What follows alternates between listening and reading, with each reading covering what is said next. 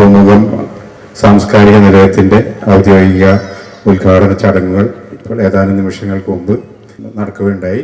ലൈബ്രറിയുടെ ഉദ്ഘാടനവും ഇതിൻ്റെ സാംസ്കാരിക നിലയത്തിൻ്റെ ഉദ്ഘാടനം ബഹുമാനപ്പെട്ട നമ്മുടെ MLA അക്ബർ ആണ് ഉദ്ഘാടനം നിർവഹിച്ചത്. തുടർന്ന് അതിൻ്റെ റീഡിംഗ് റൂമിൻ്റെ ഉദ്ഘാടനം നമ്മൾ സുനിൽ മാഷ് നിർവഹിക്കുകയുണ്ടായി.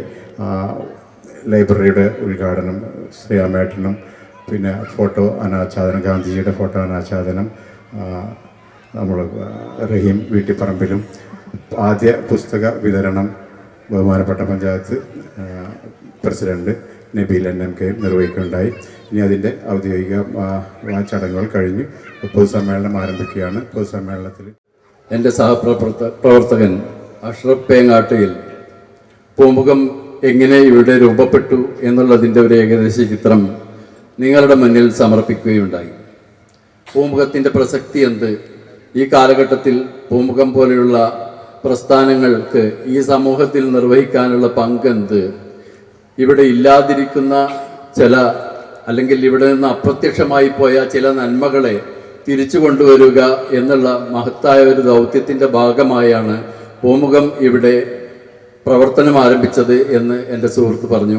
അതിൻ്റെ പശ്ചാത്തലം മുഴുവൻ ഇവിടെ വിവരിക്കപ്പെട്ടതിന് ശേഷം ഞാനത് ആവർത്തിക്കുന്നില്ല. സമയബന്ധിതമായി നമ്മുടെ ഇപ്പോൾ ഞങ്ങൾക്ക് ഈ ഒരു ദിവസത്തിന് വേണ്ടിയുള്ള കാത്തിരിപ്പ് ഏതാണ്ട് 8 വർഷമായി ഞങ്ങൾ തുടർന്നു വരുന്നതാണ്. ഇങ്ങനെ ഒരു ആശയം ഉരുവം കൊള്ളുകയും അതിന് ഒരു കമ്മിറ്റി രൂപപ്പെടുകയും ചെയ്തപ്പോൾ പലരും ചോദിക്കുകയുണ്ടായി, ഇവിടെ പൂമുഖം എന്നൊരു പ്രസ്ഥാനം നിലനിൽക്കുന്നുണ്ട്, അതിൻ്റെ പ്രിയപ്പെട്ടവരെ എന്ന് മാത്രം പറയാം. ഇവിടെ പ്രധാനമായിട്ടും സുനിൽ മാഷിന്റെ പ്രഭാഷണം കേൾക്കുന്നതിന് വന്ന ആൾക്കാരാണ് ഭൂരിപക്ഷമെന്ന് ഞാൻ മനസ്സിലാക്കുന്നു. അതുകൊണ്ട് കൂടുതൽ മറ്റുള്ള ആൾക്കാരൊക്കെ വർത്തമാനം പറയുന്നതൊക്കെ ഒന്ന് ചുരുക്കുക, ഞാൻ ഒട്ടും പറയുന്നില്ല. സൂചിപ്പിക്കുകയുണ്ടായി. പൊതുവെ നമ്മുടെ നാട്ടുജീവിതം, നമ്മുടെ സാമൂഹ്യ ജീവിതം പലതരത്തിലുള്ള ഇടുക്കങ്ങളിലേക്ക് കൂടുതൽ പോകുന്ന ഒരു സമയത്ത് ആ ഇടുക്കങ്ങൾക്ക് അപ്പുറത്തേക്ക് ഒരു തുറസിൻ്റെ ലോകം ഉണ്ടാക്കിയെടുക്കുക എന്നതാണ് ഈ ഒരു കൂട്ടായ്മയും ഈ ഒരു സ്ഥാപനവും ചെയ്യാൻ മുഖ്യമായും ശ്രമിക്കുന്നത്. അത് കേവലം പുസ്തകം വായിക്കുക എന്നതിനപ്പുറം മനുഷ്യർ തമ്മിലുള്ള ഒത്തുചേർച്ചയുടെയും സൗഹൃദങ്ങളുടെയും പങ്കുവയ്ക്കലുകളുടെയും ഒക്കെ ഒരു വലിയ വേദിയായി മാറിത്തീരുക എന്ന വലിയ ലക്ഷ്യത്തോടെയാണ് ആസൂത്രണം ചെയ്തിട്ടുള്ളത്.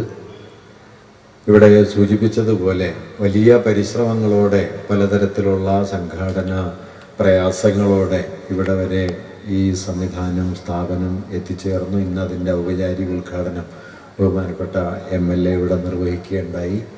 ഇത് തുടർന്നും കുറെ കൂടി ഊർജ്ജസ്വലമായി കൂടുതൽ പുസ്തകങ്ങളും കൂടുതൽ ചർച്ചാവേദികളും കൂടുതൽ ആലോചനകളും ഒക്കെ നടക്കുന്ന ഈ നാടിൻ്റെ ഏറ്റവും ജനകീയമായ ഒരു സ്ഥാപനമായി ഇത് മാറിത്തീരട്ടെ എന്ന ആഗ്രഹം ഏറ്റവും ആദ്യമേ തന്നെ പങ്കുവയ്ക്കുന്നു. ഇതിനായി പ്രവർത്തിച്ച, ഇതിന് ധനസമാഹരണം നടത്താനും ഇത്രയും വലിയ ഒരു കോമ്പൗണ്ട് ഇതിനു വേണ്ടി കണ്ടെത്താനും ഒക്കെ വലിയ തോതിലുള്ള അധ്വാനവും ശ്രമവും ആവശ്യമുണ്ട് എന്ന് ഞാൻ പറയാതെ തന്നെ നിങ്ങൾക്കറിയാം. അതിനായി മുന്നിട്ടിറങ്ങിയ എല്ലാ മനുഷ്യരെയും ഹൃദയപൂർവ്വം അഭിവാദനം ചെയ്യാൻ കൂടി ഞാൻ ഈ സന്ദർഭം ഉപയോഗിക്കുന്നു. അതൊരു നാടിനെ കൂടുതൽ ഊർജ്ജസ്വലമാക്കാനുള്ള, അതിനെ മുന്നോട്ട് കൊണ്ടുപോകാനുള്ള ഏറ്റവും പ്രധാനപ്പെട്ട പ്രവൃത്തിയാണ് എന്ന് ഞാൻ കരുതുന്നു. അവർക്കെൻ്റെ ആശംസകൾ അർപ്പിക്കുകയും ചെയ്യുന്നു. ഇന്ന് ഒക്ടോബർ 2 ഗാന്ധി ജയന്തിയാണ്. ഗാന്ധിയുടെ ഓർമ്മയിൽ ഈ ഗ്രന്ഥാലയം ആരംഭിക്കണം എന്ന് തീരുമാനിച്ചതും ഉചിതമായി എന്ന് കരുതുന്നു. പുസ്തകങ്ങൾ ആത്യന്തികമായി നമുക്ക് നൽകുന്നത് മനസ്സിൻ്റെ ഒരു തുറസാണ് എന്ന് കരുതുന്ന ഒരാളാണ് ഞാൻ. പുസ്തകങ്ങൾ വിവരങ്ങൾ ശേഖരിച്ച കേന്ദ്രങ്ങളാണ്.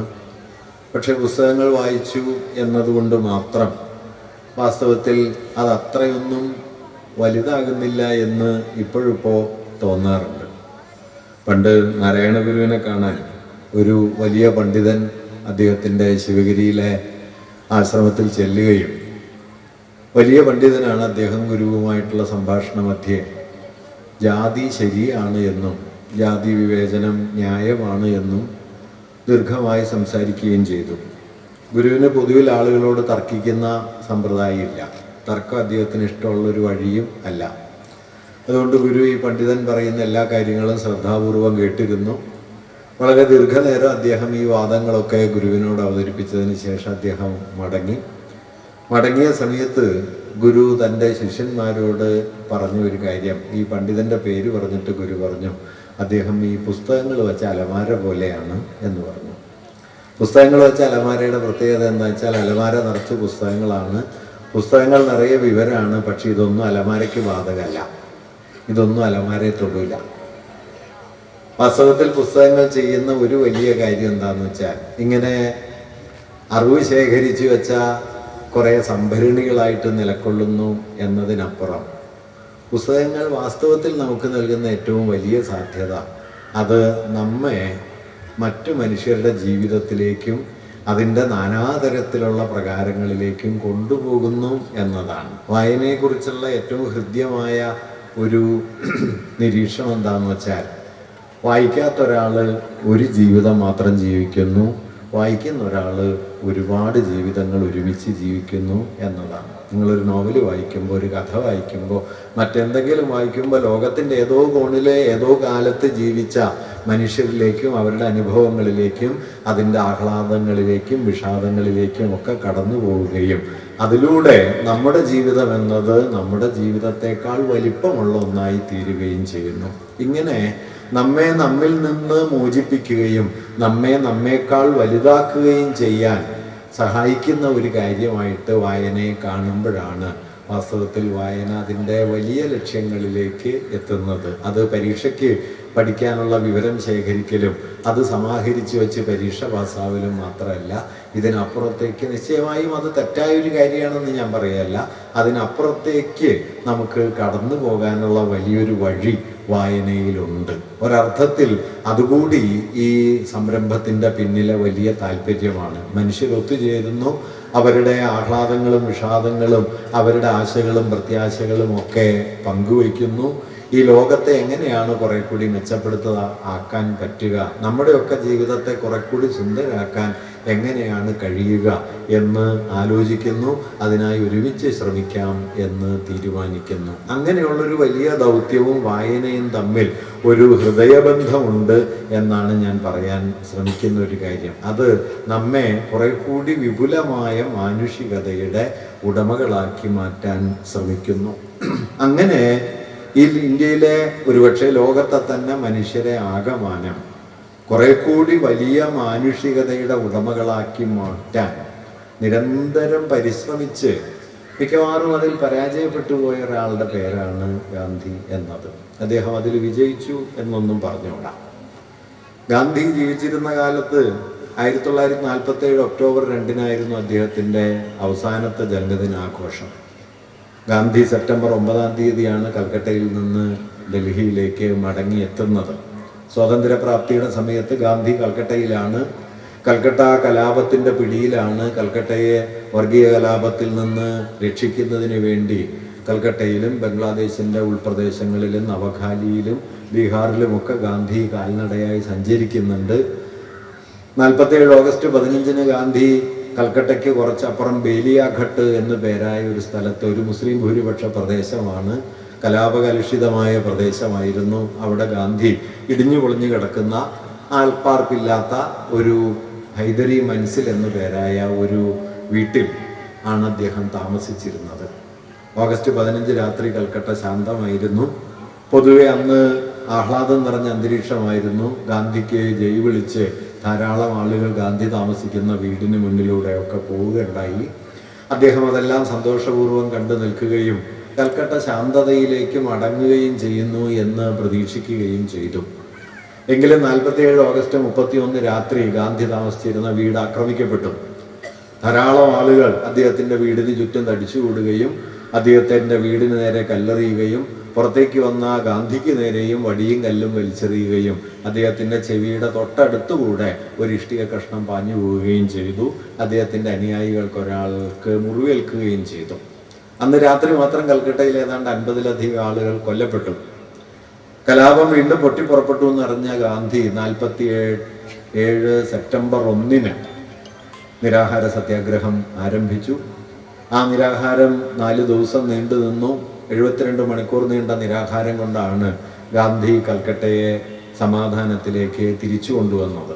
അത് ചരിത്രത്തിൽ വലിയ പേര് കേട്ടൊരു നിരാഹാരമായിരുന്നു. കൽക്കട്ട മിറാക്കിൾ എന്നാണ് അത് അറിയപ്പെട്ടത്. രാജഗോപാലാചാരി പിൽക്കാലത്ത് അതേക്കുറിച്ച് എഴുതിയ കാര്യം, ഗാന്ധി തൻ്റെ ജീവിതത്തിൽ ധാരാളം അത്ഭുതങ്ങൾ പ്രവർത്തിച്ചിട്ടുണ്ട്. നിരക്ഷരായ കോടാനുകോടി മനുഷ്യരെ സംഘടിപ്പിച്ച് സമരമുഖത്ത് അണിനിരത്തുന്നതുൾപ്പെടെ ഈ രാജ്യത്തിൻ്റെ സ്വാതന്ത്ര്യത്തിലേക്ക് കോടിക്കണക്കിന് മനുഷ്യരെ കോർത്തിണക്കിയതുൾപ്പെടെ അദ്ദേഹത്തിൻ്റെ ജീവിതത്തിൽ അദ്ദേഹം അത്ഭുതകരമായി പലതും ചെയ്തിട്ടുണ്ട്. പക്ഷേ തമ്മിൽ കൊല്ലാൻ വാളോങ്ങി നിന്ന 10,000-കണക്കിനോ ലക്ഷക്കണക്കിനോ മനുഷ്യരെ തൻ്റെ നിരാഹാരം കൊണ്ട് ശാന്തരാക്കാൻ, സമാധാനത്തിലേക്ക് ഒരു രാജ്യത്തെ മടക്കി കൊണ്ടുവരാൻ കഴിഞ്ഞു എന്നതാണ് അദ്ദേഹത്തിൻ്റെ ജീവിതത്തിലെ ഏറ്റവും വലിയ അത്ഭുതം എന്ന് രാജഗോപാലാചാരി പിന്നീട് അതേക്കുറിച്ച് എഴുതുകയുണ്ടായി. അന്ന് മൗണ്ട് ബാറ്റനാണ് ഇന്ത്യയുടെ ഗവർണർ ജനറൽ. മൗണ്ട് ബാറ്റൻ ഗാന്ധിക്ക് പിന്നീട് കത്തെഴുതുന്നുണ്ട്. പഞ്ചാബിൽ ഞങ്ങൾക്ക് 60,000 സൈനികരും ആയിരക്കണക്കിന് ആളുകളുടെ മൃതദേഹങ്ങളുമാണ് ഉണ്ടായിരുന്നത്. കൽക്കട്ടയിൽ ഞങ്ങളുടെ സൈന്യത്തിൽ ഒരാൾ മാത്രമേ ഉണ്ടായിരുന്നുള്ളൂ. മഹാത്മാവേ, അങ്ങേക്ക് നന്ദി എന്ന് മൗണ്ട് ബാറ്റൻ ഗാന്ധിക്ക് പിന്നീട് കത്തെഴുതുകയും ചെയ്യുന്നുണ്ട്. 47 സെപ്റ്റംബർ 4 കലാപം അവസാനിച്ചു. സെപ്റ്റംബർ 7 ഗാന്ധി ഡൽഹിയിലേക്ക് വന്നു. 9-ാം തീയതി പുലർച്ചെയാണ് അദ്ദേഹം ഡൽഹിയിലെത്തുന്നത്. ഡൽഹിയിൽ അദ്ദേഹത്തെ സ്വീകരിക്കാൻ സർദാർ പട്ടേലുണ്ട്, രാജ്കുമാരി അമൃത് കൗർ ഉണ്ട്, ധാരാളം പേർ അദ്ദേഹത്തെ സ്വീകരിക്കാൻ വരുന്നുണ്ട്. ഡൽഹി അപ്പോഴേക്കും കലാപത്തിന്റെ പിടിയിലായിരുന്നു. ഗാന്ധിയെ സ്വീകരിക്കാനെത്തിയ പട്ടേലിനെ കുറിച്ച് പിന്നീട് താമസിച്ചു. അവിടെ താമസിക്കുന്ന സമയത്താണ് ഗാന്ധിയുടെ അവസാനത്തെ ജന്മദിനം, 47 ഒക്ടോബർ 2 പുലർച്ചെ മുതൽ അദ്ദേഹത്തെ കാണാനായി ധാരാളം പേർ വന്നു. ധാരാളം പേർ ആശംസകൾ നേർന്നു. ഗാന്ധി പക്ഷെ വളരെ ദുഃഖിതനായിരുന്നു. ഗാന്ധിയുടെ പ്രസിദ്ധമായ ഒരു ആഗ്രഹമുണ്ട്, തനിക്ക് 125 വയസ്സ് വരെ ജീവിക്കണം എന്നായിരുന്നു ഗാന്ധിയുടെ പ്രസിദ്ധമായ ആഗ്രഹം. അന്ന് വൈകുന്നേരത്തെ പ്രാർത്ഥനാ യോഗത്തിൽ ഗാന്ധി സംസാരിച്ചു തുടങ്ങിയത് ജീവിച്ചിരിക്കുന്നതിൽ ഞാൻ ലജ്ജിക്കുന്നു എന്നാണ്. 47 ഒക്ടോബർ 2 വൈകുന്നേരം ഏതാണ്ട് ഇതേ സമയം ബിർള ഹൗസിന്റെ പിന്നിലെ പുൽമൈതാനത്തിൽ പ്രാർത്ഥനാ യോഗത്തിൽ 5 മണി കഴിയുമ്പോൾ ഗാന്ധി സംസാരിച്ചു തുടങ്ങുന്നു. 76 കൊല്ലം മുമ്പ് ജീവിച്ചിരിക്കുന്നതിൽ ഞാൻ ലജ്ജിക്കുന്നു. അദ്ദേഹം പറഞ്ഞു, എനിക്ക് ധാരാളം അഭിനന്ദനങ്ങൾ കിട്ടുകയുണ്ടായി. വാസ്തവത്തിൽ അനുശോചനങ്ങളാണ് എനിക്ക് നൽകേണ്ടത്. അങ്ങനെ താനൊരു പരാജയപ്പെട്ട മനുഷ്യനാണ് എന്ന് അദ്ദേഹത്തിന് അപ്പോഴേക്കും തോന്നിയിരുന്നു. അക്കാലത്ത് പ്രാർത്ഥനാ യോഗങ്ങളിൽ ഗാന്ധി നിരന്തരം ആലപിച്ചുകൊണ്ടിരുന്നത് ടാഗോറിൻ്റെ പ്രസിദ്ധമായ ഒരു കവിതയുടെ ഭാഗമാണ്, ഏക്കലെ ചലോരെ, ഒറ്റയ്ക്ക് നടക്കുക. നിങ്ങൾ പറയുന്നത് ആരും കേൾക്കുന്നില്ലെങ്കിൽ ഒറ്റയ്ക്ക് നടക്കുക. ഒറ്റയ്ക്ക് നടക്കാനുള്ള അസാമാന്യമായൊരു ധൈര്യം കൊണ്ടാണ് ഗാന്ധി തൻ്റെ അവസാനകാല ദിവസങ്ങളെ വലുതാക്കിയത്. വാസ്തവത്തിൽ ഗാന്ധിയുടെ അവസാനത്തെ 2-3 വർഷങ്ങൾ അദ്ദേഹം എന്താണ് ചെയ്തത് എന്ന് നാം ഇപ്പോഴും വേണ്ട പോലെ മനസ്സിലാക്കിയിട്ടില്ല. ഇന്ത്യയിലെ പ്രമുഖനായ സാമൂഹ്യ ശാസ്ത്രജ്ഞനായ ആശീഷ് നന്ദി ഗാന്ധിയുടെ പലതരം ജീവിതങ്ങളെക്കുറിച്ച് പറയുന്നുണ്ട്, അല്ലെങ്കിൽ നമ്മൾ മനസ്സിലാക്കുന്ന പലതരം ഗാന്ധി സങ്കല്പങ്ങളെക്കുറിച്ച് പറയുന്നുണ്ട്. അദ്ദേഹം പറയുന്നത് 4 തരം ഗാന്ധിമാരെ നമുക്കറിയാം. ഒന്ന്, ഭരണകൂടം നോട്ടുകളിലും അല്ലെങ്കിൽ ഔപചാരികമായ ആഘോഷങ്ങളിലും ഒക്കെ കൊണ്ടു നടക്കുന്ന ഒരു ഗാന്ധി. 500 രൂപ നോട്ടിൻ്റെ ചിത്രമായിട്ടും ഒക്ടോബർ 2-നും ജനുവരി 30-നും ഒക്കെ ഓർമ്മിക്കപ്പെടുന്ന ഒരു പേരായിട്ടുമൊക്കെ ഗാന്ധി നമ്മുടെ കൂടെ ഉണ്ട്. മറ്റൊന്ന്, ഗാന്ധിയന്മാർ ആചരിക്കുന്ന, അവരുടെ ഒരു ദൈവത്തെ പോലെ കൊണ്ട് നടക്കുന്ന ഒരു ഗാന്ധിയുണ്ട്. മൂന്നാമത്, ദേശീയ പ്രസ്ഥാനത്തിൽ കോടാനുകോടി മനുഷ്യരെ കൂട്ടിയിണക്കിയ നായകനായ ഒരു ഗാന്ധിയെ കുറേയൊക്കെ നമുക്കറിയാം. നാലാമത്, ഇന്ത്യയിലെ ഗ്രാമജീവിതത്തെ പുനരുജ്ജീവിപ്പിക്കാൻ ശ്രമിച്ച് ഗ്രാമീണ ജീവിതത്തിൻ്റെ കീഴ്ത്തട്ടിൽ നിന്ന് ഇന്ത്യയിലെ കോടിക്കണക്കിന് മനുഷ്യരുടെ ഊർജത്തെ കണ്ടെടുക്കാൻ ശ്രമിച്ച മറ്റൊരു ഗാന്ധിയെയും നമുക്കറിയാം. എന്നിങ്ങനെ അദ്ദേഹം 3-4 തരം ഗാന്ധിമാരെ കുറിച്ച് പറയുന്നുണ്ട്. ഞാൻ കരുതുന്നത് മറ്റൊരു ഗാന്ധിയെക്കുറിച്ച് കൂടി നമുക്ക് നിശ്ചയമായിട്ടും ഓർക്കാവുന്നതാണ്. ഗോപികൃഷ്ണൻ അതേക്കുറിച്ച് എപ്പോഴും പറയാറുണ്ട്, അവസാനത്തെ 3 കൊല്ലങ്ങളിലെ ഗാന്ധി എന്നത്. അത് ഇന്ത്യയിൽ ആരും പ്രതീക്ഷിക്കാത്തൊരു മഹാവിപത്ത് ഇന്ത്യയെ വലയം ചെയ്യുന്നു എന്ന് തിരിച്ചറിഞ്ഞത് മുതൽ അതിനെ ചെറുക്കാൻ മിക്കവാറും ഒറ്റയ്ക്ക് മുഴുവൻ ആളുകളുടെയും എതിർപ്പ് നേരിട്ടുകൊണ്ട് നിലക്കൊണ്ട നിർഭീകനായ ഒരു ഗാന്ധിയാണ്. അങ്ങനെ ഒരാളെ നാം അതിനു മുമ്പ് കണ്ടിട്ടില്ല.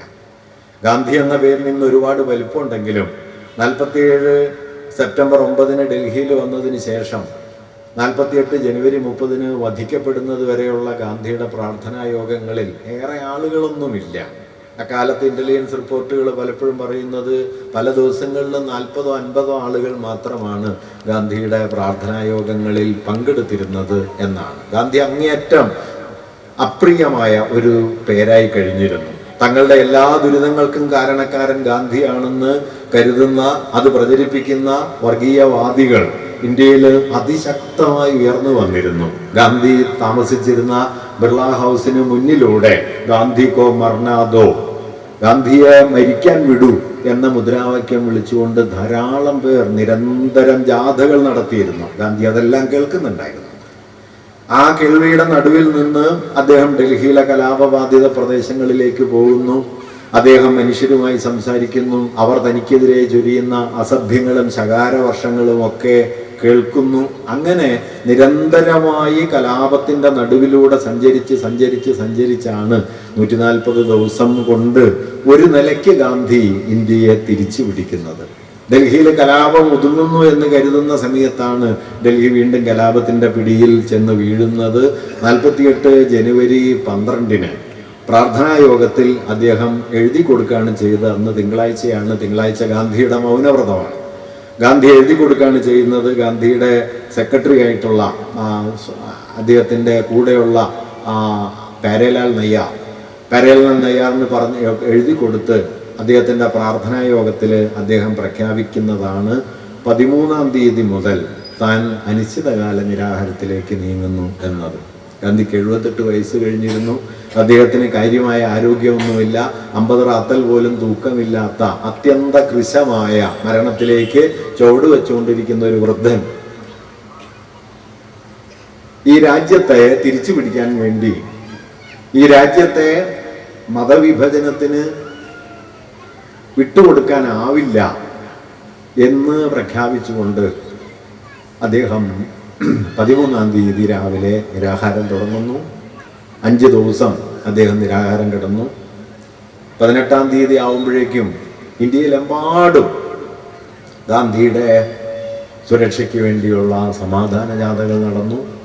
100-ലധികം സംഘടനകൾ, ഹിന്ദു മഹാസഭയും RSSഉം മുസ്ലിം ലീഗും അടക്കമുള്ള സംഘടനകൾ ചേർന്ന് തയ്യാറാക്കിയ വലിയൊരു ഹർജി തങ്ങൾ ഇന്ത്യയുടെ മതസൗഹൃദം സംരക്ഷിക്കാൻ സമ്പൂർണമായി ശ്രമിക്കും എന്ന് പ്രതിജ്ഞ ചെയ്യുന്ന ഒരു വലിയ മെമ്മോറാണ്ടം തയ്യാറാക്കി അത് ഗാന്ധിക്ക് സമർപ്പിച്ചതിനെ തുടർന്നാണ് ഡൽഹി ശാന്തമായി കഴിഞ്ഞു എന്ന് മുസ്ലിം ലീഗിൻ്റെ നേതാവായ സുഹ്രവർദിയും ഹിന്ദു മഹാസഭയുടെ അന്നത്തെ നേതാക്കളും RSS നേതാക്കളും ഒക്കെ ഗാന്ധിയെ കണ്ട് ബോധ്യപ്പെടുത്തിയതിനെ തുടർന്നാണ് ജനുവരി 18 അദ്ദേഹം മൗലാന അബ്ദുൽ കലാം ആസാദിൽ നിന്ന് നാരങ്ങനീര് വാങ്ങി കുടിച്ച് നിരാഹാരം അവസാനിപ്പിച്ചത്. വാസ്തവത്തിൽ ഇന്ത്യയെ രക്ഷിക്കാനുള്ള ഗാന്ധിയുടെ അവസാനത്തെ ശ്രമം ആയിരുന്നു അത്. കലാപം ഒതുങ്ങി എന്നൊന്നും പറയുവാൻ പറ്റുമായിരുന്നില്ല. എങ്കിലും ഡൽഹിയിൽ പടർന്നു പിടിച്ച തീ ഗാന്ധി നല്ല നിരാഹാരം കൊണ്ട് കെടുത്തി. പിന്നീട് 12 ദിവസം കൂടി അദ്ദേഹം ജീവിച്ചിരുന്നു. അതിൽ 2-ാമത്തെ ദിവസം 48 ജനുവരി 20 ഗാന്ധിയുടെ പ്രാർത്ഥനാ യോഗത്തിൽ ബോംബെറിയുന്നുണ്ട്. മദൻലാൽ പഹ്വ എന്നു പേരായ ലാഹോറിൽ നിന്നെത്തിയ അഭയാർത്ഥിയായ ഒരു പഞ്ചാബി നാഥുറാം വിനായക് ഗോഡ്സെയും നാരായണ ആപ്തെയും എല്ലാം ചേർന്ന സംഘം ഗാന്ധിയുടെ പ്രാർത്ഥനാ യോഗത്തിൽ ബോംബെറിയുന്നുണ്ട്. ആ ബോംബ് പക്ഷേ ഗാന്ധിയെ വധിക്കുന്നതിൽ വിജയിച്ചില്ല. ഗാന്ധിയുടെ പിന്നാമ്പുറത്ത് നിന്ന് ഗാന്ധിക്ക് നേരെ നിറയൊഴിക്കാനായി ചുമതലപ്പെടുത്തിയിരുന്ന ദിഗംബർ ബഡ്ഗേക്ക് ആ നിമിഷങ്ങളിൽ അത് ചെയ്യാൻ പറ്റാത്തത് കൊണ്ട് പഹ്വയുടെ ബോംബ് പിന്നിൽ പൊട്ടിത്തീർന്നു എന്നല്ലാതെ പ്രത്യേകിച്ച് അപകടങ്ങളൊന്നും ഉണ്ടായില്ല. സുരക്ഷ വർദ്ധിപ്പിക്കണം, പ്രാർത്ഥനായോഗത്തിൽ വരുന്നവരെ ആകമാനം പരിശോധിക്കണം എന്നെല്ലാമുള്ള അന്നത്തെ ആഭ്യന്തരമന്ത്രിയായ പട്ടേലിൻ്റെ നിർദ്ദേശം ഗാന്ധി അംഗീകരിച്ചില്ല. സുരക്ഷയിൽ ജീവിക്കുന്നതിനേക്കാൾ നല്ലത് മരിക്കുന്നതാണ് എന്ന് അദ്ദേഹം കരുതുകയും ചെയ്തു. അതുകൊണ്ട് അദ്ദേഹം സുരക്ഷയൊന്നുമില്ലാതെ തന്നെ വീണ്ടും പ്രാർത്ഥനായോഗങ്ങളിൽ പങ്കെടുത്തുകൊണ്ടിരുന്നു. 29 രാത്രി ഗാന്ധിക്ക് കനത്ത ചുമയുണ്ടായിരുന്നു. ഗാന്ധിക്ക് മരുന്ന് തയ്യാറാക്കി കൊടുത്ത അദ്ദേഹത്തിൻ്റെ സഹായിയായ മനു അദ്ദേഹത്തിന് മരുന്ന് തയ്യാറാക്കി കൊടുത്തെങ്കിലും അദ്ദേഹം അത് കഴിക്കാൻ തയ്യാറായില്ല. മരുന്ന് തന്ന തൻ്റെ സഹായിയോട് ഗാന്ധി പറഞ്ഞത്, ഞാൻ രോഗബാധിതനായിട്ടാണ് മരിക്കുന്നതെങ്കിൽ ഞാനൊരു കപട മഹാത്മാവായിരുന്നു എന്ന് നീ ലോകത്തോട് പറയണം. അങ്ങനെ പറയുമ്പോൾ ലോകം നിന്നെ പഴിച്ചേക്കും, ആക്ഷേപിച്ചേക്കും. പക്ഷേ ഞാനൊരു കപട മഹാത്മാവായിരുന്നു. അദ്ദേഹത്തിൻ്റെ വാക്കുകളാണ് ഫാൾസ് മഹാത്മാ, ഒരു കപട മഹാത്മാവായിരുന്നു എന്ന് പറയുന്നു. മറിച്ച് കഴിഞ്ഞ ആഴ്ചയിൽ എന്ന പോലെ ആരെങ്കിലും എനിക്ക് നേരെ ബോംബെറിയുകയോ ആരെങ്കിലും എൻ്റെ നെഞ്ചിലേക്ക് വെടിയുണ്ടകൾ ഉതിർക്കുകയോ ചെയ്യുകയും ഒരു ഞരക്കം പോലും ഇല്ലാതെ ചുണ്ടിൽ ദൈവനാമത്തോടെ ഞാനത് ഏറ്റുവാങ്ങുകയും ചെയ്യുകയാണെങ്കിൽ ഞാൻ യഥാർത്ഥ മഹാത്മാവായിരുന്നു എന്ന് നീ ലോകത്തോട് പറയണം. ഇത് 29-ാം തീയതി രാത്രിയാണ് ഗാന്ധി പറയുന്നത്.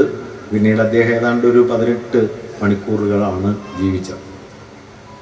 ഞാനത് പറയാൻ കാരണം എന്താണെന്ന് വെച്ച് കഴിഞ്ഞാൽ, തൻ്റെ ഗാന്ധി അവസാനം പറയുന്ന വാക്യമുണ്ട്, ഞാനൊരു യഥാർത്ഥ മഹാത്മാവായിരുന്നു എന്ന് ലോകത്തോട് പറയണം താൻ വധിക്കപ്പെട്ടാൽ എന്നതിന് ശേഷം അദ്ദേഹം കൂട്ടിച്ചേർക്കുന്ന ഒരു വാക്യം ഇതാണ്, that will benefit the Indian people.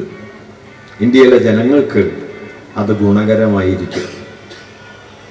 ഞാൻ വ്യക്തിപരമായി വിശ്വസിക്കുന്നത് 48 ജനുവരി 30 ഗാന്ധിയുടെ രക്തസാക്ഷിത്വം ഇല്ലായിരുന്നു എങ്കിൽ സ്വതന്ത്ര ഭാരതം ഒരു മതനിരപേക്ഷ രാജ്യമായി അവശേഷിക്കുമായിരുന്നില്ല എന്നാണ്. വാസ്തവത്തിൽ ഗാന്ധി തൻ്റെ രക്തസാക്ഷിത്വം കൊണ്ട് വീണ്ടെടുത്ത ഒരു രാജ്യത്താണ് ഏറെയും കുറഞ്ഞ മതനിരപേക്ഷമായ അന്തരീക്ഷത്തിൽ കഴിഞ്ഞ 7.5 പതിറ്റാണ്ട് കാലം ഈ രാജ്യത്തെ മനുഷ്യർ ജീവിച്ചത് എന്നാണ് ഞാൻ കരുതുന്നത്. ദേശീയ പ്രസ്ഥാനം ഉണ്ടാക്കിയ വലിയ പാരമ്പര്യമുണ്ട്, നവോത്ഥാനത്തിൻ്റെ വലിയ ചരിത്രമുണ്ട്. ഇതെല്ലാം നിൽക്കെ തന്നെ മതത്താൽ വിഭജിക്കപ്പെട്ട, മതം കൊണ്ട് വിഭജിക്കപ്പെട്ടു എന്ന് മാത്രമല്ല, മതഭ്രാന്ത് കൊണ്ട് തമ്മിൽ കൊല്ലാനായി ഒരുങ്ങി നിൽക്കുന്ന ലക്ഷോപലക്ഷം മനുഷ്യരുടെ പൈശാചികമായ പക കൊണ്ട് പിളർക്കപ്പെട്ട ഒരു രാജ്യത്തിൻ്റെ നടുവിലാണ് ഗാന്ധി ഒറ്റയ്ക്ക് നിന്ന് അതിനെതിരെ പോരാടിയത്. ഗോപീഷൻ എപ്പോഴും പറയുന്ന ഒരു മനോഹരമായ കൽപ്പനയുണ്ട്. അദ്ദേഹം പറയാറ്, ഒരു രക്തരക്ഷസിൻ്റെ വായിൽ നിന്ന് ഒരു പിഞ്ചു കുഞ്ഞിനെ രക്ഷിച്ചെടുക്കുന്നത് പോലെ വർഗീയതയുടെ കരാളതയിൽ നിന്ന് ഈ രാജ്യത്തെ രക്ഷിച്ചെടുക്കുകയായിരുന്നു ഗാന്ധി. ഗാന്ധിയുടെ രക്തസാക്ഷിത്വത്തിൻ്റെ വലിപ്പതാണ്. അവസാനത്തെ 3 കൊല്ലം ഗാന്ധിയെ സംബന്ധിച്ച് ഒറ്റ കാര്യമേ ഉണ്ടായിരുന്നുള്ളൂ, അത് ഈ രാജ്യത്തെ മതത്തിന് വിട്ടുകൊടുത്തുകൂടാ എന്നതായിരുന്നു. അവിടേക്ക് അദ്ദേഹം ഒരുപാട് പ്രയാസപ്പെട്ടാണ് എത്തിയത്. 1920-കളിലൊക്കെ ഗാന്ധി നിരന്തരം പറഞ്ഞുകൊണ്ടിരുന്നത് മതമില്ലാത്ത രാഷ്ട്രീയം അധാർമികമായിരിക്കും എന്നാണ്. രാഷ്ട്രീയവും മതവും തമ്മിൽ ആഴത്തിൽ ബന്ധമുണ്ട് എന്ന് വാദിച്ചുകൊണ്ടേയിരുന്ന ഒരാളാണ് Gandhi. I will definitely introduce religion into politics. Politics without religion is immoral എന്ന് ഗാന്ധി പറയുന്നുണ്ട്. മതമില്ലാത്ത രാഷ്ട്രീയം അധാർമികമായിരിക്കും, ഡിബേസിങ്, അത് തരംതാണതായിരിക്കും എന്ന് അദ്ദേഹം പറയുന്നുണ്ട്. 20-കളിലും 30-കളിലും ഗാന്ധി പറയുന്നുണ്ട്.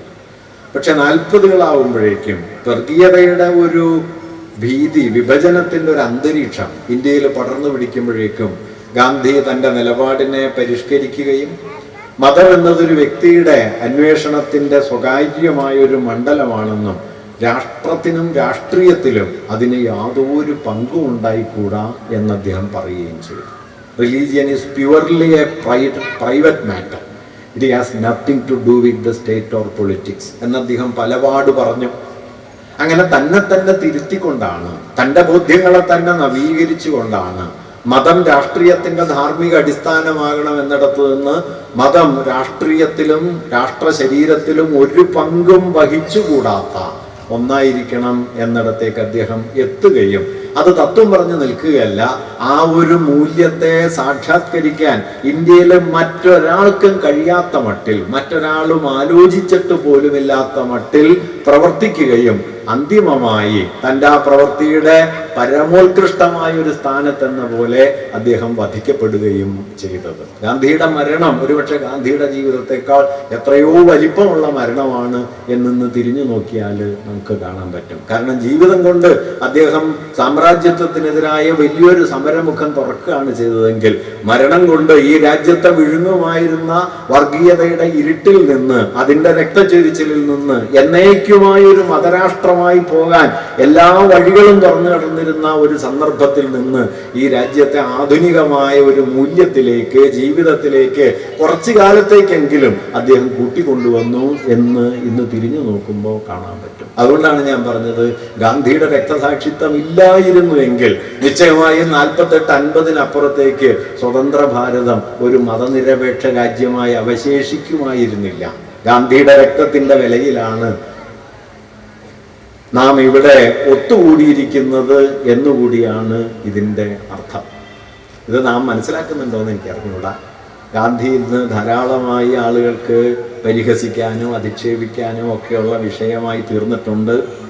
ഗാന്ധിയെ കൊലപ്പെടുത്തിയ ഗോഡ്സെയുടെ അയാളെ തൂക്കിക്കൊന്ന ദിവസം ബലിദാന ദിവസമായി ആചരിക്കാനും അന്ന് ഗാന്ധിയുടെ കോലം ഉണ്ടാക്കി അതിലേക്ക് നിറയൊഴിച്ച് ചോര ഒഴുകുന്ന സമയത്ത് ഗോഡ്സെയ്ക്ക് മുദ്രാവാക്യം വിളിക്കാനും തയ്യാറായ 10,000-കണക്കിനോ ലക്ഷക്കണക്കിനോ ആളുകളുള്ള ഒരു രാജ്യത്താണ് ഇന്ന് നമ്മൾ ജീവിക്കുന്നത്.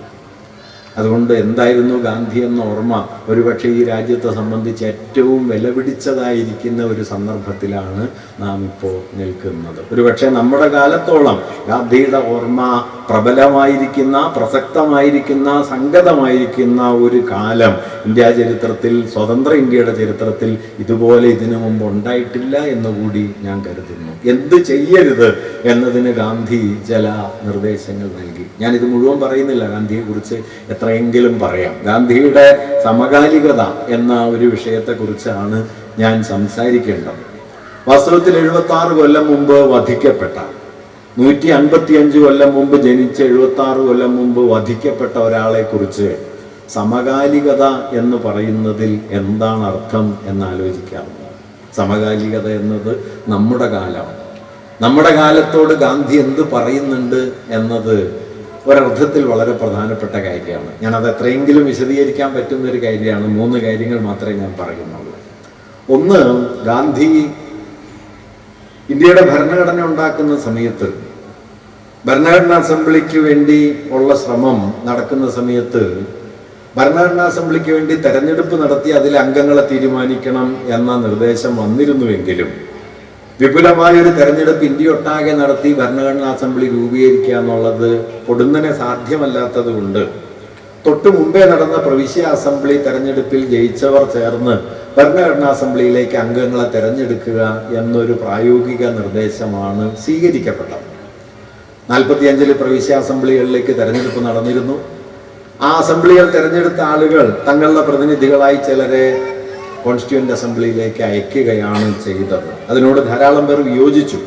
കാരണം ഒരു പുതിയ രാഷ്ട്രത്തിന്റെ ഭരണഘടന ഉണ്ടാക്കുന്ന ഒരു സഭ മുഴുവൻ ആളുകളുടെയും പ്രാതിനിധ്യത്തോടെ രൂപപ്പെടണം, അല്ലാതെ കുറച്ചു പേര് ചേർന്ന് തെരഞ്ഞെടുക്കുന്ന ഒരു സംവിധാനമായി അത് മാറരുത് എന്ന അഭിപ്രായം ശക്തമായിട്ടുണ്ടായിരുന്നു. 45 പ്രവിശ്യ അസംബ്ലി തെരഞ്ഞെടുപ്പിൽ ഇന്ത്യയിലെ മൊത്തം ആളുകളിൽ ഏതാണ്ട് ഒരു 15-16% പേരെ വോട്ട് ചെയ്തിരുന്നുള്ളൂ. അതുകൊണ്ട് ഇന്ത്യൻ ജനതയുടെ 80%-ലധികവും പങ്കുചേരാത്ത ഒരു തെരഞ്ഞെടുപ്പിലൂടെ നിങ്ങൾ എങ്ങനെയാണ് ഇന്ത്യൻ കോൺസ്റ്റിറ്റ്യൂവന്റ് അസംബ്ലിയെ രൂപപ്പെടുത്തുക എന്നതൊരു വലിയ സന്നിഗ്ധതയായി തീർന്നു. ധാരാളം ചർച്ചകൾ അക്കാര്യത്തിൽ നടന്നു. പക്ഷേ സമ്പൂർണ്ണ വോട്ടവകാശത്തോടെ ഒരു തെരഞ്ഞെടുപ്പ് നടത്തി കോൺസ്റ്റിറ്റ്യൂന്റ് അസംബ്ലി രൂപപ്പെടുത്തി ഭരണഘടന ഉണ്ടാക്കി ഇന്ത്യക്ക് സ്വാതന്ത്ര്യത്തിലേക്ക് എത്തിച്ചേരുക എന്നുള്ളത് പ്രായോഗികമായി ഉടനെ ഒന്നും പൂർത്തിയാകാത്ത ഒരു കാര്യമാണ് എന്നതുകൊണ്ട് പ്രവിശ്യാ തെരഞ്ഞെടുപ്പുകളിലെ വിജയികൾ തങ്ങളുടെ പ്രതിനിധികളെ തെരഞ്ഞെടുക്കുന്ന സംവിധാനം സ്വീകരിക്കാനായി ദേശീയ പ്രസ്ഥാനങ്ങളും പാർട്ടികളും ഒക്കെ തീരുമാനിക്കുകയാണ് ചെയ്തത്. എല്ലാവരും അത് അംഗീകരിച്ചില്ല, സോഷ്യലിസ്റ്റുകൾ അത് അംഗീകരിച്ചില്ല. അതുകൊണ്ട് ജയപ്രകാശ് നാരായണനും റാം മനോഹർ ലോഹിയും അച്യുത് പടുവർദ്ധനും ഒക്കെ അടക്കമുള്ള ദേശീയ നേതാക്കളുടെ വലിയൊരു നിര കോൺസ്റ്റിറ്റ്യൂന്റ് അസംബ്ലി ബഹിഷ്കരിക്കുകയാണ് ചെയ്തത്. അന്ന് ഈ കോൺസ്റ്റിറ്റ്യൂന്റ് അസംബ്ലിയിൽ പങ്കെടുക്കണോ വേണ്ടയോ എന്ന ഒരു സന്നിഗ്ധത അതിലേക്ക് തിരഞ്ഞെടുക്കപ്പെട്ട ആളുകളിൽ ഒരാളായ ജഗജീവൻ റാമിനുണ്ടാകുന്നുണ്ട്. ജഗജീവൻ റാം കോൺഗ്രസിന്റെ സമുന്നതനായ നേതാക്കളിൽ ഒരാളാണ്. ഈ ഭരണഘടനാ അസംബ്ലിയിൽ പങ്കാളിയാകണമോ എന്ന സംശയം വന്നപ്പോൾ അദ്ദേഹം ഗാന്ധിയെ പോയി കാണുന്നുണ്ട്. ഗാന്ധി ഇതിനെയും ഒരു സത്യാന്വേഷണ പരീക്ഷണമായി കാണണമെന്ന് അദ്ദേഹത്തോട് പറയുകയും അതിൽ പങ്കുചേർന്ന് ആകാവുന്നത്ര ഒരു സാധ്യത കണ്ടെത്താൻ ശ്രമിക്കണമെന്ന് ഉപദേശിക്കുകയും ചെയ്തു. ജഗജീവൻ റാവുമായുള്ള സംഭാഷണത്തിലാണ് ഗാന്ധി ഭരണാധികാരികൾ പിൻപറ്റേണ്ടുന്ന നയം എന്തായിരിക്കണം എന്നതിനെ സംബന്ധിച്ച എക്കാലത്തെയും വലിയ ഒരു തത്വം വളരെ ലഘുവായി പറഞ്ഞത്. അതാണ് ഗാന്ധിയുടെ സമകാലികതയിലെ ഒന്നാമത്തെ കാര്യം എന്ന് ഞാൻ കരുതുന്നു. ഗാന്ധി പറഞ്ഞ കാര്യം ഇതാണ്: I will give you A talisman. ഞാൻ നിങ്ങൾക്കൊരു ഉരകല്ല് തരാം. നിങ്ങളൊരു നയം ആവിഷ്കരിക്കുന്ന സമയത്ത് നിങ്ങൾ ഇക്കാലം വരെ കണ്ടതിൽ ഏറ്റവും ദരിദ്രനായ ഒരാളെ മനസ്സിൽ കാണണം. അയാൾക്ക് ഗുണകരമാണെങ്കിൽ മാത്രം നിങ്ങൾ ആ നയം നടപ്പാക്കണം. ഇതാണ് ഉരകല്ല്. Think of the poorest of the poor you have ever seen. നിങ്ങൾ ഇക്കാലം വരെ കണ്ടതിൽ ഏറ്റവും ദരിദ്രനായ ഒരാൾക്ക് നിങ്ങളുടെ നയം എന്തായിരിക്കും എന്നാലോചിക്കണം. ഞാൻ പറയുന്നത് ഏത് ഭരണകൂടത്തിനും ഏത് കാലത്തും പിൻപറ്റാൻ ബാധ്യതയുള്ള, പിൻപറ്റാൻ കഴിയുന്ന, ഒരുപക്ഷെ നമ്മുടെ കാലത്തൊക്കെ സമ്പൂർണമായി കൈയൊഴിയപ്പെട്ട ഒരടിസ്ഥാന തത്വമാണ് ഇത്. ഗാന്ധി അവസാനത്തെ ആളെ വിളിക്കുന്ന ഒരു പേരുണ്ട്, അന്ത്യജൻ എന്നായിരുന്നു. നിങ്ങൾ ആരും ഇതൊന്നും ഓർക്കുന്നില്ല. അന്ത്യോദയം എന്നത് ഗാന്ധിയുടെ വലിയ ആശയമായിരുന്നു. അവസാനത്തെ മനുഷ്യന്റെ ഉണർവാണ്. നിങ്ങൾ നോക്കിയാൽ കാണുന്ന ആളല്ല. നിങ്ങളുടെ കാഴ്ചയുടെ ചക്രവാളത്തിൽ പോലും ഇടം പിടിക്കാത്ത മട്ടിൽ ധൂളി സദൃശരായി പാറിപ്പോകുന്ന ഒടാനുകോടി കീടജന്മങ്ങൾ, അവർക്കാണ് ഭരണം. അവരിലെയാണ് കാണേണ്ടത്. അവരെ കാണാനുള്ള കണ്ണാണ് ഭരണത്തിനുണ്ടാകേണ്ടത് എന്ന് ഗാന്ധി പറയുണ്ടായി. ഇന്ന് ലോകം തിരിഞ്ഞതിൻ്റെ നേരെ വിപരീത ദിശയിലെത്തി എന്ന് നമുക്ക് അറിയാം. ഇന്ന് ദരിദ്രനായിരിക്കുക എന്നത് അതിൽ തന്നെ ഒരു കുറ്റകൃത്യമാണ് എന്ന് കരുതുകയും ദാരിദ്ര്യം നിങ്ങളുടെ ശേഷിയില്ലായ്മയുടെ തെളിവാണ് എന്ന് നിങ്ങളോട് ഭരണകൂടവും നാനാതരം ആളുകളും പറഞ്ഞുകൊണ്ടിരിക്കുകയും ചെയ്യുന്ന ഒരു കാലത്താണ് ഈ അവസാനത്തെ മനുഷ്യനെ കാണണം എന്ന ഒരാശയം ഗാന്ധി മുന്നോട്ട് വെച്ചത്. ആരും ഇന്നത് ഓർക്കുന്നുണ്ട് എന്ന് ഞാൻ കരുതുന്നില്ല, പക്ഷെ എല്ലായ്പ്പോഴും ഓർക്കേണ്ട ഒരു കാര്യമാണ്.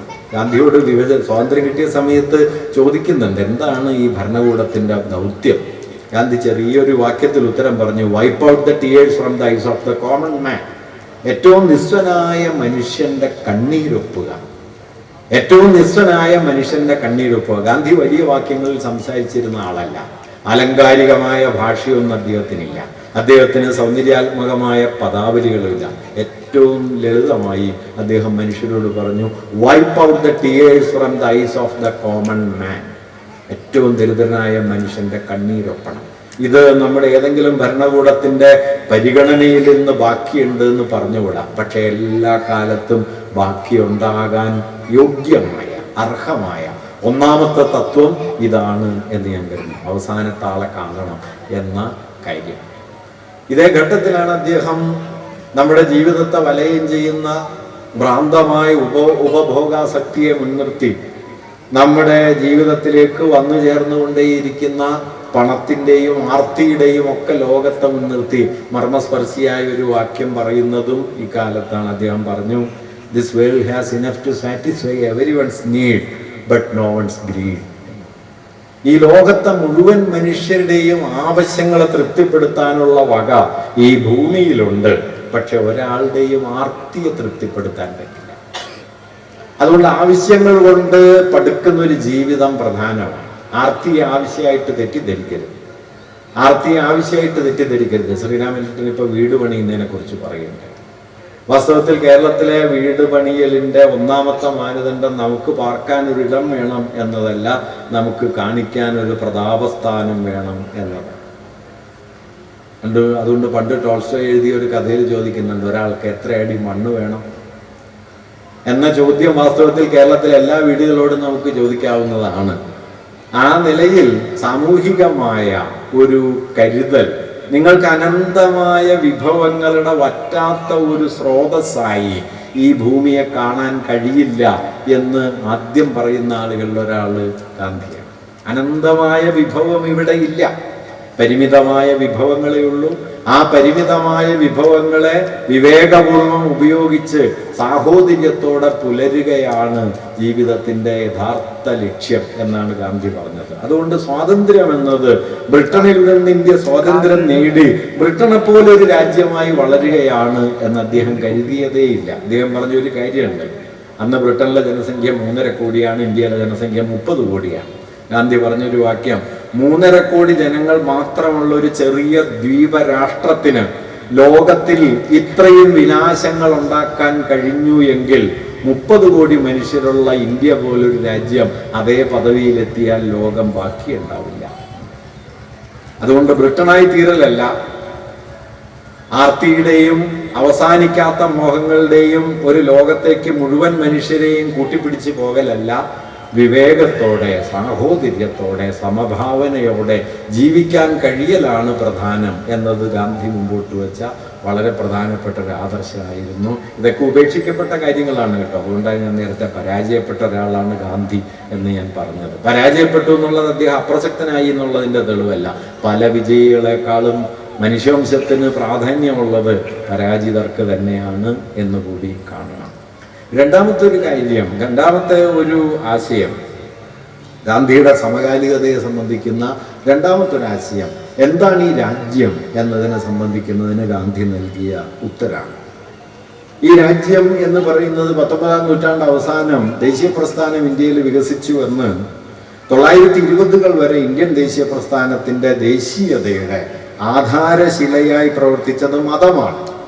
അത് ബാലഗംഗാധര തിലകനാകട്ടെ, അരവിന്ദ ഘോഷാകട്ടെ, ലാലാ ലജ്പത് റായ് ആകട്ടെ, ബിപിൻ ചന്ദ്രപാൽ ആകട്ടെ, സ്വദേശി പ്രസ്ഥാനത്തിന്റെ നാനാതരം നേതാക്കളാകട്ടെ, ഇവരൊക്കെ ബ്രിട്ടനെതിരായ ഇന്ത്യയുടെ സമരമുഖത്തിന്റെ ശക്തി സ്രോതസ്സും പ്രഭവവുമായി കണ്ടത് മതത്തെയാണ്. മതാത്മകമായ ഒരു പാരമ്പര്യത്തിൽ നിന്ന് ദേശീയതയെ ഭാവന ചെയ്ത ഒരു വഴി ഇന്ത്യൻ ദേശീയ പ്രസ്ഥാനത്തിനുള്ളിൽ അതിശക്തമായിട്ടുണ്ടായിരുന്നു. ഗാന്ധിയുടെ കാലത്തും അത് തീർത്തും ഇല്ലാതായി എന്ന് നമുക്ക് പറഞ്ഞുകൂടാ. പുരുഷോത്തം ദാസ് ടണ്ടനുണ്ട്, അല്ലെങ്കിൽ മദൻ മോഹന മാളവിയുണ്ട്, ഒരളവ് വരെ പട്ടേലുണ്ട്, ഇവരിലൊക്കെ ഈ അംശം ഉണ്ടായിരുന്നു. പക്ഷേ മതം മാത്രം മാനദണ്ഡമായ ദേശീയതയുടെ ഒരു സങ്കല്പത്തിൽ അടിസ്ഥാനപരമായി വലിയൊരു വഴിത്തിരിവ് രൂപപ്പെടുന്നത് 1920-കളോടെയാണ്. 1915 ജനുവരി 9-നാണ് ഗാന്ധി ബോംബെയിൽ കപ്പലിറങ്ങുന്നത്. 1869 ജനിച്ച് 1889 ബ്രിട്ടനിലേക്ക് പോയി 3 കൊല്ലക്കാലം അവിടെ പഠിച്ച് 91 മടങ്ങി വന്ന് 92 അവസാനം ദക്ഷിണാഫ്രിക്കയിൽ പോയി.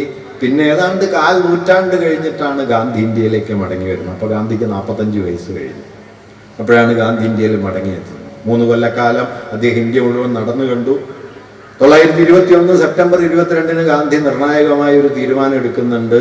അദ്ദേഹം ഇനി മുതൽ മേൽവസ്ത്രം ധരിക്കുന്നില്ല എന്ന് തീരുമാനിച്ചു. മദ്രാസിൽ നിന്ന് മധുരയിലേക്ക് യാത്ര ചെയ്യുന്ന സമയത്ത് വഴിവക്കത്ത് കണ്ട അർദ്ധനഗ്നരായ ഗ്രാമീണ കർഷകരുടെ യാതന നിറഞ്ഞ ശരീരം കണ്ടതോടെയാണ് ഗാന്ധി ആ തീരുമാനത്തിലെത്തിയത്. ഇനി മുതൽ വസ്ത്രം ധരിക്കുന്നില്ല. അദ്ദേഹം ഒരു കോമാളിയാണ് എന്ന് അന്ന് ധാരാളമായി ചിത്രീകരിക്കപ്പെട്ടു. അദ്ദേഹം 6 മാസക്കാലം ഈ വസ്ത്രം പരീക്ഷിച്ചു നോക്കാമെന്ന് പ്രഖ്യാപിച്ചാണ് തുടങ്ങിയത്. പക്ഷെ 48 ജനുവരി 30-ന് കൊല്ലപ്പെടുന്നത് വരെ പിന്നെ ഗാന്ധി ഒറ്റമുണ്ടും ഒരു മേൽമുണ്ടുമല്ലാതെ, ചില സന്ദർഭങ്ങളിൽ മേൽമുണ്ടുമല്ലാതെ മറ്റൊരു വസ്ത്രവും ധരിച്ചില്ല. ബ്രിട്ടീഷ് രാജാവിനെ കാണുന്ന സമയത്ത് ജോർജ് 5-ന് അദ്ദേഹം ബക്കിംഗ്ഹാം പാലസിൽ പോയി കാണുന്നുണ്ട്. അപ്പോഴും ഗാന്ധി ഒറ്റമുണ്ട് മാത്രം കൊടുത്തു. അതേക്കുറിച്ചുള്ള ഒരു കഥ ഗാന്ധിയോട് ആരോ ചോദിച്ചു അത്രേ, വേണ്ടത്ര വസ്ത്രം ധരിച്ചിട്ടുണ്ട് എന്ന് അങ്ങ് കരുതുന്നുണ്ടോ എന്ന് ചോദിച്ചു. അപ്പോൾ ഗാന്ധി പറഞ്ഞു, ഒരുപാട് പേർക്ക് വേണ്ടത് രാജാവ് ധരിക്കുന്നുണ്ടല്ലോ എന്ന് പറഞ്ഞു. എന്തായാലും അങ്ങനെ 1921 സെപ്റ്റംബർ 22-ന് ഗാന്ധി മേൽവസ്ത്രം ഉപേക്ഷിക്കുന്നു. 1917 ഗാന്ധി നവഖാലി ഇവിടെ ചമ്പാരനിലെത്തി. ബീഹാറിലെ ചമ്പാരനിൽ ചെന്ന് ഗാന്ധി ഒരു സമരത്തിന് തുടക്കം കുറിച്ചു. ആ സമരത്തിൽ ഉയർന്ന മുദ്രാവാക്യം ബ്രിട്ടീഷുകാർ ഇന്ത്യ വിടുക എന്ന്, ഇന്ത്യക്ക് സ്വാതന്ത്ര്യം കിട്ടണം എന്നൊന്നുമല്ല. ഇന്ത്യയുടെ ചരിത്രത്തിൽ അതുവരെ ഉന്നയിക്കപ്പെട്ടിട്ടില്ലാത്ത ഒരു മുദ്രാവാക്യം ഗാന്ധി ആ സമരത്തിൽ ഉയർത്തിക്കൊണ്ടുവന്നു. ആ സമരം ഇതായിരുന്നു: ചമ്പാരനിലെ കർഷകർക്ക് അവരുടെ വിളവിന് വില കിട്ടണം. ഇന്ത്യൻ സ്വാതന്ത്ര്യ സമര ചരിത്രത്തിൽ ആദ്യമായിട്ടാണ് കർഷകർ, ഗ്രാമീണർ, തൊഴിലാളികൾ, അവരുടെ അധ്വാനം, അതിനുള്ള മൂല്യം എന്നെല്ലാമുള്ള ആശയങ്ങൾ ഉന്നയിക്കപ്പെട്ടു തുടങ്ങിയത്. അതുവരെ മതം കൊണ്ടും ജാതി കൊണ്ടും പാരമ്പര്യ ബോധം കൊണ്ടും ഒക്കെ നിർണയിക്കപ്പെട്ട സ്വാതന്ത്ര്യ സങ്കല്പം പഴശ്ശിരാജാവോ അല്ലെങ്കിൽ ഝാൻസി റാണിയോ വേലുത്തമ്പിയോ അതുപോലുള്ള മധ്യകാല പോരാളികളോ അല്ലെങ്കിൽ മതാത്മകതയാൽ പ്രചോദിപ്പിക്കപ്പെട്ട പുതിയ കാലത്തെ നേതാക്കളോ ഒക്കെ ഉന്നയിച്ചതിൽ നിന്ന് വ്യത്യസ്തമായി എന്താണ് ഇന്ത്യ എന്ന ചോദ്യത്തിന് ഗാന്ധി ഒരു പുതിയ ഉത്തരം എഴുതാൻ തുടങ്ങി. അത് ഇന്ത്യയിലെ അതിസാധാരണരായ മനുഷ്യരാണ്, അത് ഇന്ത്യയിലെ കർഷകരാണ്, ഇന്ത്യയിലെ തൊഴിലാളികളാണ്, ഇന്ത്യയിലെ കോടാനുകോടി ഗ്രാമീണരാണ്, ഇന്ത്യയിലെ വ്യത്യസ്ത മതങ്ങളിലും ജാതികളിലും പെട്ട മനുഷ്യരാണ്. അതുകൊണ്ടൊരു കർഷകൻ എന്ന് പറയുമ്പോൾ ഉണ്ടാകുന്ന മാറ്റം അത് ജാതിക്ക് കുറുകെ പോകും, അത് ഭാഷയ്ക്കും ദേശത്തിനും മതത്തിനും കുറുകെ പോകും. അത് ഉൽപ്പാദിപ്പിക്കുന്ന അതിസാധാരണരായ മനുഷ്യരുടെ ഒരു മഹാസമുച്ചയമായി തീരും. കർഷകരെ കുറിച്ച്, തൊഴിലാളികളെ കുറിച്ച്, ഗ്രാമീണരെ കുറിച്ച് ഗാന്ധി പറയാൻ തുടങ്ങുകയും ദേശത്തിന്റെ ഉള്ളടക്കം അതുവരെ മതം കൊണ്ടോ മറ്റു പലതുകൊണ്ടുമോ ആണ് നിർവചിക്കപ്പെട്ടതെങ്കിൽ അതിന് കുറുകെ നീങ്ങുന്ന മതനിരപേക്ഷമായ മനുഷ്യവംശത്തിന്റെ ഒരു ഐക്യത്തെ ഇന്ത്യൻ ദേശീയതയുടെ അടിപ്പടവാക്കി മാറ്റുന്ന പ്രവർത്തനം ആരംഭിച്ചത് ഈ 1917 ചമ്പാരൻ സത്യാഗ്രഹം മുതലാണ്. പിന്നീട് 4 നൂറ്റാണ്ട് കൊണ്ട് മതത്തെ പതിയെ പതിയെ പിന്നോട്ട് തള്ളി മതാതീതമായൊരു സാഹോദര്യത്തെയും അതിനെ മുൻനിർത്തിക്കൊണ്ടുള്ള ഒരു ദേശീയതാ സങ്കല്പത്തെയും ഇന്ത്യൻ ദേശീയ പ്രസ്ഥാനത്തിന് ഉയർത്തിക്കൊണ്ടുവരാൻ കഴിഞ്ഞു. സംശയരഹിതമായും അത് ഗാന്ധി ഒറ്റക്കൊരാൾ ചെയ്തു എന്ന് ഞാൻ പറയല്ല. ധാരാളം വഴികളുണ്ട്. സോഷ്യലിസ്റ്റുകളുണ്ട്, കമ്മ്യൂണിസ്റ്റുകളുണ്ട്, കർഷക പ്രസ്ഥാനമുണ്ട്, നാനാതരം പാരമ്പര്യങ്ങളിൽപ്പെട്ടവർ ഇതിൽ ചേരുന്നുണ്ട്. പക്ഷേ അതെല്ലാം ഉള്ളപ്പോഴും സംശയരഹിതമായി അതിനെ കൂട്ടിയണക്കുന്നതിന്റെ കേന്ദ്രമായി നിലകൊണ്ടത് ഗാന്ധിയായിരുന്നു. അത് ഇന്ത്യയുടെ സാധാരണ മനുഷ്യരാണ് ഇന്ത്യ, അതല്ലാതെ പ്രഭുക്കന്മാരല്ല, രാജാക്കന്മാരല്ല, മതപാരമ്പര്യങ്ങളല്ല എന്ന് പറയുന്നുണ്ട്. അതുകൊണ്ട് ഇന്ത്യ എന്ന ഒരു ആശയത്തെ ഇന്നിപ്പോ നമ്മൾ എപ്പോഴും പറയും ഇന്ത്യ ഇന്ത്യയിൽ ഏറ്റവും നിസ്വരായ സാധാരണ മനുഷ്യരാണ്. അങ്ങനെ ഇന്ത്യൻ ദേശീയത എന്നതിനെ മതാതീതമായ ഒരു ജനകീയ അടിസ്ഥാനത്തിലേക്ക് എത്തിക്കുന്നതിൻ്റെ കേന്ദ്രമായി ഗാന്ധി നിലകൊണ്ടു എന്നത് ഇന്ന് ഗാന്ധിയുടെ സമകാലികതയുടെ ഏറ്റവും പ്രധാനപ്പെട്ട അടിസ്ഥാനങ്ങളിൽ ഒന്നാണ് എന്ന് ഞാൻ കരുതുന്നു. കാരണം ഈ രാജ്യം മതപരമായി നിർവചിക്കാവുന്ന ഒന്നാണ് എന്ന തരത്തിലുള്ള ആശയാവലികൾ വലിയ തോതിൽ വരുന്നു. ഭരണഘടനാ അസംബ്ലി വിഭജനത്തിന്റെ സമയത്ത് പോലും പൗരത്വത്തെ നിർവചിക്കുന്ന സമയത്ത് മതം അതിലൊരു മാനദണ്ഡമായിരുന്നില്ല. ഇന്ന് ഇന്ത്യയിലെ പൗരത്വത്തിന്റെ മാനദണ്ഡങ്ങളിൽ മതമുണ്ട്. ഈ രാഷ്ട്രത്തിന്റെ ചരിത്രം ഏതെങ്കിലും ഒരു മതത്തിന് അവകാശപ്പെട്ടതാണ് എന്ന് ദേശീയ പ്രസ്ഥാനം കരുതിയതേയില്ല. ഇന്ന് ആ വാദഗതികളുണ്ട്.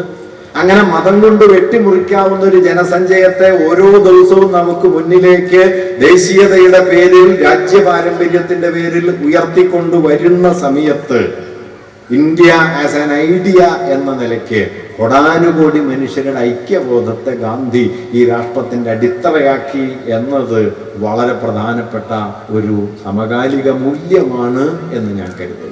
ഒരുപക്ഷെ ആ മൂല്യത്തെ ഇല്ലാതാക്കാനുള്ള, ആ മൂല്യത്തെ എന്നേക്കുമായി തേച്ചുമാച്ച് കളയാനുള്ള ആസൂത്രിതമായ ശ്രമങ്ങൾ അനുദിനം അരങ്ങേറുമ്പോൾ നാം ഇത് ഓർത്തുകൊണ്ടേയിരിക്കണം എന്നുകൂടി ഞാൻ കരുതുന്നു. അത്രത്തോളം സമകാലികത വാസ്തവത്തിൽ ഇന്ത്യൻ രാഷ്ട്രത്തിന്റെ ചരിത്രത്തിൽ മറ്റേതെങ്കിലും ഒരു ആശയത്തിന് ഇല്ല എന്നും ഞാൻ കരുതുന്നു. മൂന്നാമത്തെ ഒരു കാര്യം അതുകൂടി പറഞ്ഞ് ഞാൻ അവസാനിപ്പിക്കാം. ഗാന്ധിയുടെ സമകാലികതയെ ഏറ്റവും പ്രസക്തമാക്കുന്ന ഒരു കാര്യം എന്താണ് മതം എന്നാണ്. ഇന്ത്യയിലെ മനുഷ്യരിൽ മഹാഭൂരിപക്ഷം മനുഷ്യരും മതവിശ്വാസികളാണ്. മതത്തിന്റെ പല പ്രകാരങ്ങളിൽ ജീവിക്കുന്നവരാണ്. ഗാന്ധി ഒരു മതവിശ്വാസിയായി. പക്ഷെ എന്താണ് മതം എന്നതിന് ഗാന്ധിക്ക് വലിയൊരു ഉത്തരവുണ്ടായിരുന്നു.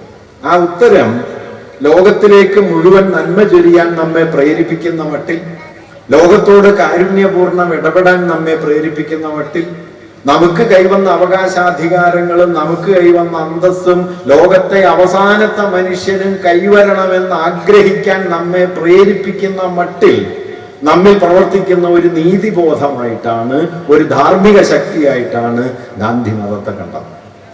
അതല്ലാതെ അതൊരു ആചാരമായിരുന്നില്ല. അദ്ദേഹം അമ്പലങ്ങളിൽ ഒരിക്കലും പോയില്ല. വൈക്കം സത്യാഗ്രഹ സമയത്ത് അദ്ദേഹം ഇവിടെയുണ്ട്, ഇന്ത്യയിലുടനീളം അദ്ദേഹം സഞ്ചരിക്കുന്നുണ്ട്. അദ്ദേഹം ക്ഷേത്രങ്ങളിൽ സഞ്ചരിച്ചിട്ടില്ല.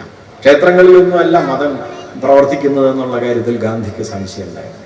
ഗാന്ധി കരുതിയ ഒരു കാര്യം, മതം എന്നത് അത് മുമ്പോട്ട് വയ്ക്കുന്ന ആഴമേറിയ ഒരു ധാർമ്മിക ശക്തിയാണ്. ആ ധാർമ്മിക ശക്തിയുടെ ബലം എന്നത് സാഹോദര്യ ഭാവന കൊണ്ട് ഉണ്ടാക്കിയെടുക്കേണ്ടതാണ് എന്ന് അദ്ദേഹം കരുതി. അതുകൊണ്ട് ഞാൻ നേരത്തെ പറഞ്ഞതുപോലെ മതം എന്നത് രാഷ്ട്രീയത്തിന്റെ ആധാരമാകണം എന്ന് പറഞ്ഞു തുടങ്ങിയ ഗാന്ധി 40കളുടെ അവസാനമാകുമ്പോഴേക്കും 46 ഒരു പുരോഹിതനുമായി നടത്തിയ സംഭാഷണത്തിൽ ഗാന്ധി പറയുന്ന ഒരു വാക്യം, ഞാൻ ഒരു ദിവസത്തേക്ക് ഈ രാജ്യത്തിന്റെ പരമാധികാരിയായി മാറുകയാണെങ്കിൽ ഞാൻ ചെയ്യുന്ന ഒന്നാമത്തെ കാര്യം രാഷ്ട്രീയത്തെയും മതത്തെയും സമ്പൂർണമായി വേർപെടുത്തുക എന്നതായിരിക്കും. പിന്നീട് അദ്ദേഹം ഒരു കാര്യം കൂടി പറയുന്നുണ്ട്, ഒരു രാജ്യത്തെ 100ൽ 100 പേരും ഒരേ മതക്കാരാണെങ്കിലും രാഷ്ട്രത്തിന് മതം ആവശ്യമില്ല. ഇതൊക്കെ ഓർക്കണം കേട്ടോ. 100ൽ 100 പേർക്കും ഒരു മതമാണെങ്കിലും രാഷ്ട്രത്തിന് മതം ആവശ്യമില്ല എന്ന് അദ്ദേഹം കണ്ടതായി പറയുന്നത്. പലസ്തീനെ പിളർന്ന് ഇസ്രായേൽ എന്ന രാജ്യം ഉണ്ടാക്കാൻ തീരുമാനിച്ച സമയത്ത് ആദ്യ ദിവസം എതിർത്ത ആളായിരുന്നു ഗാന്ധി. ഗാന്ധി പറഞ്ഞു, മതത്തിന്റെ പേരിൽ ഒരു രാജ്യം വിഭജിച്ചുകൂടാ. ഇന്ത്യയിൽ മുസ്ലിങ്ങളും ഹിന്ദുക്കളും എങ്ങനെയാണോ ഒരുമിച്ച് കഴിയുന്നത് അതുപോലെ അറബികളും യഹൂദന്മാരും പലസ്തീനിൽ ഒരുമിച്ച് കഴിയുകയാണ് വേണ്ടത്. അതല്ലാതെ മതത്തിന്റെ പേരിൽ രാജ്യം വിഭജിച്ചുകൂടാ. ഇങ്ങനെ മതത്തെ രാഷ്ട്രീയത്തിന്റെ കരുനീക്കങ്ങൾക്കുള്ള ഒരു ഉപാധിയാക്കി മാറ്റുന്ന നമ്മുടെ കാലത്തിന്റെ ഗതികേടിനെതിരെ മതത്തെ ആഴമേറിയ ഒരു ധാർമ്മിക ശക്തിയാക്കി നീതിബോധമാക്കി മാറ്റാനുള്ള ഒരുപക്ഷെ ഏറ്റവും വലിയ ആഹ്വാനം ഗാന്ധിയിലുണ്ട്. അതിങ്ങനെ സമ്പൂർണമായി പാഴായിപ്പോയൊരാഹ്വാനാണ്. ഇന്ന് മതം നീതിബോധമായി നമ്മിൽ പ്രവർത്തിക്കണം എന്നൊക്കെ പറഞ്ഞാൽ അതിനേക്കാൾ പരിഹാസപൂർണമായി തീരാവുന്ന മറ്റൊന്നും വാസ്തവത്തിൽ മതത്തിലില്ല. എങ്കിലും മതം അതാകണം. അങ്ങനെ പറഞ്ഞ ഒരാൾ കേരളത്തിൽ ഉണ്ടായിരുന്നു. അദ്ദേഹത്തിന്റെ പേര് ഗുരു എന്നാണ്, നാരായണ ഗുരു. പല മതസാരവും ഏകം എന്ന് ഗുരു പറഞ്ഞിരുന്നു. ഈശ്വര അള്ളാ തേരേ നാം സബ്കോ സന്മതി ദേ ഭഗവൻ എന്ന് ഗാന്ധി പ്രാർത്ഥനാ യോഗങ്ങളിൽ നിരന്തരം പ്രാർത്ഥിച്ചുകൊണ്ടിരുന്നു, ഫലമൊന്നും ഉണ്ടായില്ലെങ്കിൽ. അതുകൊണ്ട് ഗാന്ധിയിൽ ഇന്ന് ധാരാളം മറ്റു കാര്യങ്ങൾ പറയാം. ഭരണകൂടത്തെക്കുറിച്ചുള്ള ഗാന്ധിയുടെ വിമർശനം, വ്യക്തി എന്ന സങ്കല്പത്തെക്കുറിച്ചുള്ള ഗാന്ധിയുടെ വിമർശനം, പരിസ്ഥിതിയെക്കുറിച്ചുള്ള ഗാന്ധിയുടെ വീക്ഷണങ്ങൾ, ഇതിലൊക്കെ സമകാലികതയുടെ മറ്റംശങ്ങളെ നമുക്ക് കാണാൻ കഴിയും. അതെല്ലാം നിൽക്കെ തന്നെ ഈ 3 കാര്യങ്ങളിൽ അത് ദേശീയ പാരമ്പര്യത്തെ, ദേശത്തെ മതപരമായി വിഭാവനം ചെയ്യുന്നതിനെതിരെ, മതത്തെ അന്യമത വിദ്വേഷവും നിന്ദയും വിദ്വേഷവുമാക്കി മാറ്റുന്നതിനെതിരെ, ഒപ്പം തന്നെ ധനാസക്തവും ആർത്തി നിറഞ്ഞതുമായ ജീവിത മൂല്യങ്ങൾക്കെതിരെ, ഭരണകൂടത്തിന്റെ അന്തിമമായ താല്പര്യം അവസാനത്തെ മനുഷ്യനെ കാണുന്നതാണ് എന്ന നിർദ്ദേശത്തിൽ ഒക്കെ ഗാന്ധി സമകാലികമായി തുടരുന്നുണ്ട് എന്നാണ് ഞാൻ കരുതുന്നത്. അതുകൊണ്ട് ഗാന്ധിയെ ഓർക്കുക എന്ന് പറഞ്ഞു കഴിഞ്ഞാൽ വാസ്തവത്തിൽ ഗാന്ധി പണ്ട് കാലത്ത് ഇങ്ങനെ ജീവിച്ചിരുന്ന ഒരാളാണ്, അദ്ദേഹം വളരെ പ്രധാനപ്പെട്ട ഒരാളായിരുന്നു, ഇന്ത്യയുടെ രാഷ്ട്രപിതാവാണ് എന്ന് ഓർക്കുകയല്ല വേണ്ടത്. മറിച്ച് ഗാന്ധി മുമ്പോട്ട് വെച്ച ഗാന്ധി ഒരു പ്രവൃത്തിയുടെ പേരാണ്. ഗാന്ധിയെക്കുറിച്ചുള്ള ഏറ്റവും രസകരമായ ഒരു കാര്യം, അദ്ദേഹം ഫോട്ടോയ്ക്ക് പോസ് ചെയ്യുകയായിരുന്നില്ല. അദ്ദേഹം 1915 ഇന്ത്യയിൽ എത്തിയതിനു ശേഷം തീരുമാനിച്ച ഒരു പ്രധാനപ്പെട്ട കാര്യം, ഒരു ഫോട്ടോഗ്രാഫർക്ക് മുമ്പിലും ഒരു ഫോട്ടോയ്ക്ക് വേണ്ടിയും താൻ ഇനി പോസ് ചെയ്യില്ല എന്നായിരുന്നു. ഫോട്ടോ എടുക്കാൻ അദ്ദേഹം 2 കണ്ടീഷനാണ് വെച്ചത്. 1, ഫ്ലാഷ് ഉപയോഗിക്കാൻ പാടില്ല. 2, താൻ പോസ് ചെയ്യില്ല. താൻ പ്രവർത്തിക്കുന്ന സമയത്ത് ആവശ്യമുള്ളവർക്ക് ഫോട്ടോ എടുക്കാം. ഗാന്ധി എന്നത് നിത്യമായ ഒരു പ്രവൃത്തിയുടെ പേരാണ്, നിത്യമായ ഒരു ചലനത്തിന്റെ പേരാണ്, നിശ്ചലതയുടെ പേരല്ല. അതുകൊണ്ട് ഗാന്ധിയെ നമ്മൾ ഓർക്കുക എന്നുള്ളതിൻ്റെ അർത്ഥം നാം പ്രവർത്തിക്കുക എന്നുകൂടിയാണ്. അല്ലാതെ ഒരു ഫോട്ടോ വയ്ക്കലല്ല, അല്ലെങ്കിൽ ഒരു വിഗ്രഹത്തിൽ മാല ചാർത്തലല്ല, ഒരു പേരുച്ചരിക്കലല്ല, പ്രവർത്തിക്കലാണ്. എന്താണ് പ്രവൃത്തിയുടെ പ്രേരണ? അവസാനത്തെ മനുഷ്യൻ മതമെന്ന നീതിബോധം, രാഷ്ട്രമെന്ന ജനകീയ ധാര, ഇതിനെ മുൻനിർത്തിക്കൊണ്ട് പ്രവർത്തിക്കാനുള്ള പ്രേരണയായി ഗാന്ധിയുടെ ഓർമ്മയെ നമുക്ക് ഉപയോഗപ്പെടുത്താൻ കഴിയണം. അപ്പോൾ ഗാന്ധി നമ്മുടെ കാലത്ത് ഉയർന്നു കേൾക്കുന്ന മറ്റെത്രയോ വലിയ പേരുകളെക്കാൾ വലിയ പേരായി നമ്മുടെ മുമ്പിലെത്തും. ഗാന്ധിയെ ഇപ്പോൾ ഓർക്കുന്ന ഒരു രീതിയുണ്ട്, ഞാൻ മുമ്പൊരിക്കൽ പറഞ്ഞിട്ടുണ്ട്. അത് ഗാന്ധി ഈ പറയുന്ന എന്താ പറയുക, ചവറെല്ലാം വാരിക്കളഞ്ഞിട്ടുള്ള ഒരാളാണ് എന്ന ഓർമ്മയാണ്. അങ്ങനെ വെറും ചവറ് വാരിക്കളഞ്ഞ ഒരാളായിട്ടല്ല ഗാന്ധി ഇന്ത്യയിൽ ജീവിച്ചത്. നമ്മുടെ ഉള്ളിലെ ഇരുട്ടിനെ അടിച്ചു വൃത്തിയാക്കാനുള്ള വലിയൊരു പരിശ്രമമായിരുന്നു ഗാന്ധി ചെയ്തുകൊണ്ടേയിരുന്നത്. ആ പരിശ്രമം മറ്റേത് കാലത്തേക്കാളും നമ്മുടെ കാലത്ത്, നമ്മുടെ ജീവിത പരിസരത്ത് സംഗതമാണ്. ആ ഓർമ്മയെ പ്രവൃത്തിയാക്കി മാറ്റുന്ന മട്ടിൽ നമ്മെ പ്രചോദിപ്പിക്കുന്ന ഒരാശയമായി ഗാന്ധിയോട് നിശ്ചയമായിട്ടും പല കാര്യങ്ങളിലും നമുക്ക് വിയോജിക്കാൻ പറ്റും. ഗാന്ധി അവസാനത്തെ ശരികൾ മാത്രം പറഞ്ഞുകൊണ്ടിരുന്നു എന്നൊന്നും കരുതുന്ന ഒരാളല്ല ഞാൻ. ധാരാളം ഭിന്നതകൾ അദ്ദേഹം ജാതിയെക്കുറിച്ച് പറഞ്ഞതിലോ, അദ്ദേഹം മതത്തെക്കുറിച്ച് പറഞ്ഞതിലോ, അദ്ദേഹം സ്ത്രീകളെക്കുറിച്ച് പറഞ്ഞതിലോ, അദ്ദേഹം ആധുനിക ചികിത്സയെക്കുറിച്ച് പറഞ്ഞതിലോ, റെയിൽവേയെക്കുറിച്ച് പറഞ്ഞതിലോ ഒക്കെ അബദ്ധങ്ങൾ വേണ്ടത്രയുണ്ട്. ആ അബദ്ധങ്ങളെല്ലാം നിങ്ങൾക്ക് ചൂണ്ടിക്കാണിക്കാൻ നിശ്ചയമായിട്ടും കഴിയുകയും ചെയ്യും. പക്ഷെ അദ്ദേഹം പറഞ്ഞ അബദ്ധങ്ങളെക്കാളൊക്കെ എത്രയോ വലിയ, എത്രയോ പ്രാധാന്യമുള്ള മർമ്മസ്പർശിയായ 4-5 ശരികൾ അദ്ദേഹം ഈ രാജ്യത്തെ ജനങ്ങൾക്ക് നൽകി എന്നതാണ്. അത് മതം കൊണ്ട് നിങ്ങൾ ഭ്രാന്തരായി തീരരുത് എന്നതാണ്. മതം കൊണ്ട് വിഭജിക്കപ്പെടരുത് എന്നതാണ്. ഭരണാധികാരം അവസാനത്തെ ദരിദ്ര മനുഷ്യനിലേക്ക് എത്തിച്ചേരണം എന്നതാണ്. ആർത്തി കൊണ്ട് കെട്ടിപ്പടുക്കുന്ന ഒന്നായി നമ്മുടെ ജീവിതം മാറിത്തീരരുത് എന്നാണ്. അന്തിമമായി മാനുഷികതയേക്കാൾ മഹിമയുറ്റ ഒന്നും വാസ്തവത്തിൽ ജീവിതത്തിൽ ഇല്ല എന്നാണ്. മാനുഷികതയേക്കാൾ മഹിമയുറ്റ മറ്റൊന്നും ജീവിത പരിസരത്തില്ലെന്ന് നമ്മുടെ ജീവിതം കൊണ്ട് സാക്ഷാത്കരിക്കാൻ കഴിയുമോ എന്ന വലിയ ചോദ്യത്തിന്റെ പേരാണ് വാസ്തവത്തിൽ ഗാന്ധി. ഇതാണ് ഗാന്ധി. കൊച്ചന്നൂര് പൂമുഖം എന്ന ഈ ഒരു സാംസ്കാരിക പ്രവർത്തനം കൊണ്ട് ഒരു വലിയന്നൂരായി എന്നൊരു അഭിപ്രായമാണ് എനിക്കുള്ളത്. തീർച്ചയായും ഇവിടെ വന്നപ്പോൾ സംഘാടകർ എന്നോട് പറഞ്ഞത് ഞങ്ങൾക്ക് കുറച്ച് സ്ഥലമുണ്ട്, ഇവിടെ കെട്ടിടമൊക്കെ ഉണ്ടാക്കണമെന്നാണ്. എൻ്റെ ഒരു അഭിപ്രായം ഇത് ഇങ്ങനെ തന്നെ കിടക്കണമെന്നാണ്. കാരണം ഇപ്പോൾ നമ്മുടെ നാട്ടിൽ ഇതുപോലെ വിശാലമായ പറമ്പുകളില്ല. അപ്പോൾ ഇവിടെ പല പരിപാടികളും നമുക്ക് സംഘടിപ്പിക്കാൻ പറ്റും.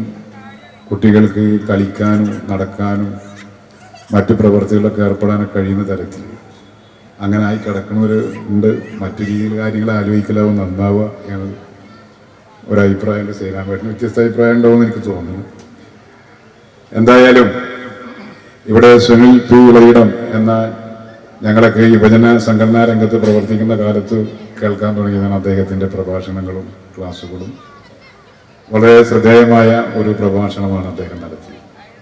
സാംസ്കാരിക കാര്യങ്ങൾ ആലോചിക്കുമ്പോൾ ഈ അടുത്ത കാലത്ത് ഒരു വായനശാല വൈക്കം മുഹമ്മദ് ബഷീറിൻ്റെ ഒരു വാർഷിക ആഘോഷ പരിപാടി സംഘടിപ്പിച്ചു.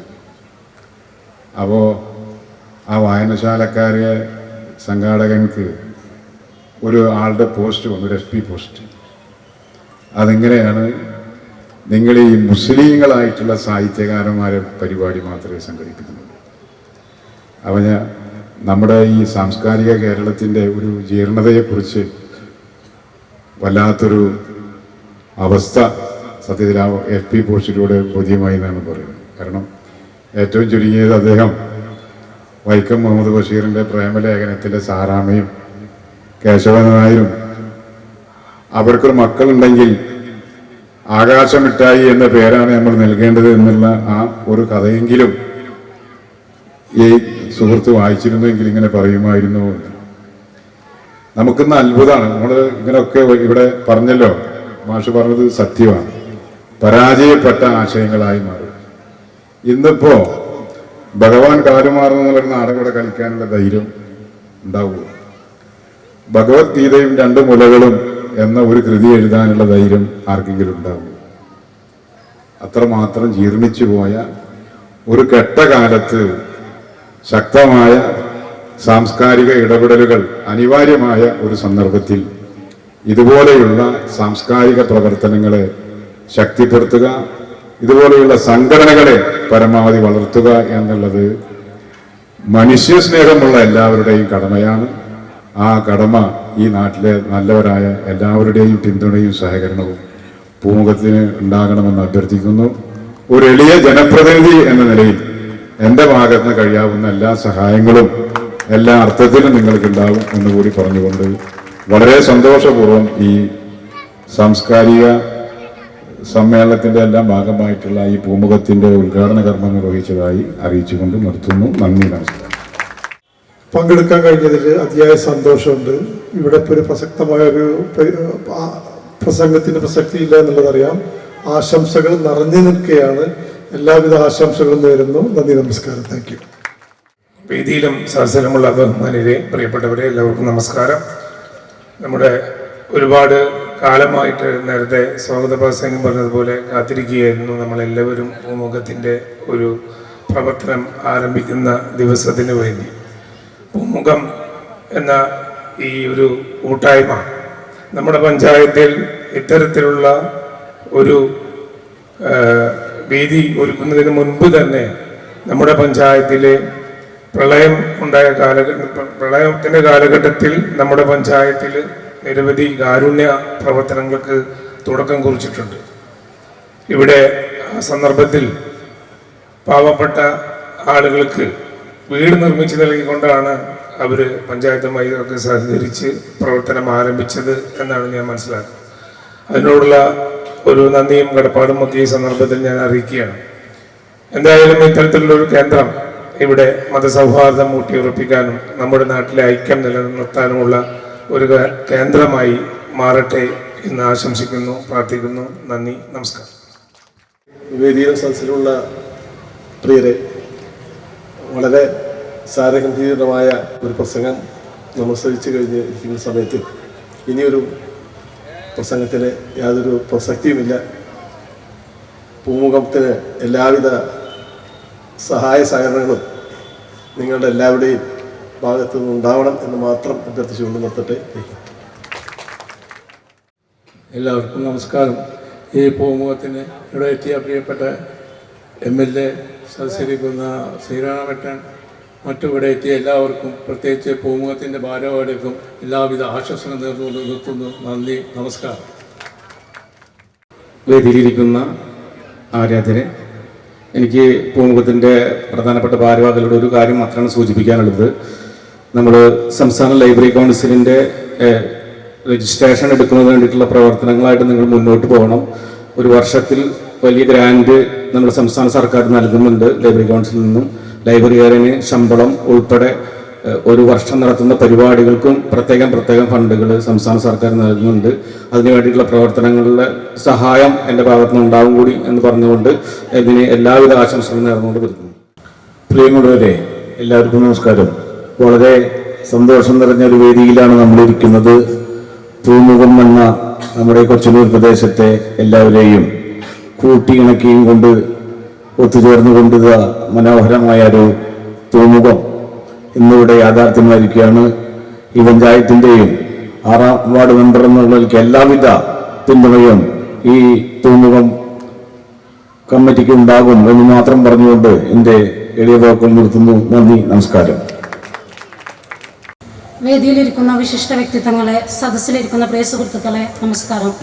നമ്മുടെ വടക്കേക്കാട് പഞ്ചായത്തിലെ കൊച്ചനൂർ ഗ്രാമത്തിൽ നല്ലൊരു ലൈബ്രറി തന്നെയാണ് ഇന്നിവിടെ ഉദ്ഘാടന കർമ്മം നിർവഹിച്ചിട്ടുള്ളത്.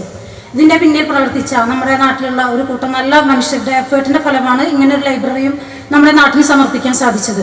ഇതിൻ്റെ പിന്നിൽ പ്രവർത്തിച്ച എല്ലാവർക്കും എൻ്റെ എല്ലാവിധ ആശംസകളും അഭിനന്ദനവും അറിയിക്കുന്നു. Thank you. നമസ്കാരം. എൻ്റെ പേര് റിയ. ഞാനിവിടെ പറയാൻ പോകുന്നത് വായനയുടെ പ്രാധാന്യത്തെ പറ്റിയാണ്. ഒരു വ്യക്തിയുടെ വളർച്ചയ്ക്ക് പിന്നിൽ വായനയുടെ പങ്ക് വളരെയധികമാണ്. വായനയിൽ നിന്നും ലഭിക്കുന്ന അറിവും അനുഭവം ജീവിത വിജയത്തിന് ഉപകരിക്കുന്നു. വായിച്ചാൽ വളരും, വായിച്ചില്ലെങ്കിൽ വളയും എന്നത് കുഞ്ഞുണ്ണി മാഷിന്റെ ഏറ്റവും പ്രസിദ്ധമായ വരികളാണ്. പുസ്തകങ്ങളും ചങ്ങാതിമാരും ഒരുപോലെയാണെന്നാണ് പറയാറുള്ളത്. ഒരു നല്ല പുസ്തകം ഒരുവനെ നന്മയിലേക്ക് നയിക്കുന്നു. ഇംഗ്ലീഷ് ചിന്തകനായ ഫ്രാൻസിസ് ബേക്കന്റെ അഭിപ്രായത്തിൽ ചില പുസ്തകങ്ങൾ രുചിച്ചു നോക്കാനുള്ളതും ചിലത് അപ്പാടെ വിഴുങ്ങാനും ചുരുക്കം ചിലത് ചവച്ചരിച്ച് ദഹിപ്പിക്കാനുമുള്ളതാണ്. അറിവർദ്ധിപ്പിക്കാനുള്ള ഏറ്റവും നല്ല മാർഗമാണ് വായന. വായന വളരണമെങ്കിൽ പുസ്തകങ്ങളുമായിട്ടുള്ള ചങ്ങാതിത്വം അനിവാര്യമാണ്. ലോകത്തിന്റെ വെളിച്ചമാണ് പുസ്തകങ്ങൾ. ആ വെളിച്ചം കണ്ടു തന്നെ. എല്ലാവർക്കും നമസ്കാരം. നമ്മൾ കുറേ കാലങ്ങൾക്ക് ശേഷം, അല്ലെങ്കിൽ ഞാൻ ആദ്യമായിട്ടാവും ഇത്രയും വലിയൊരു പരിപാടിയിൽ ഇങ്ങനെ സംസാരിക്കുന്നത്.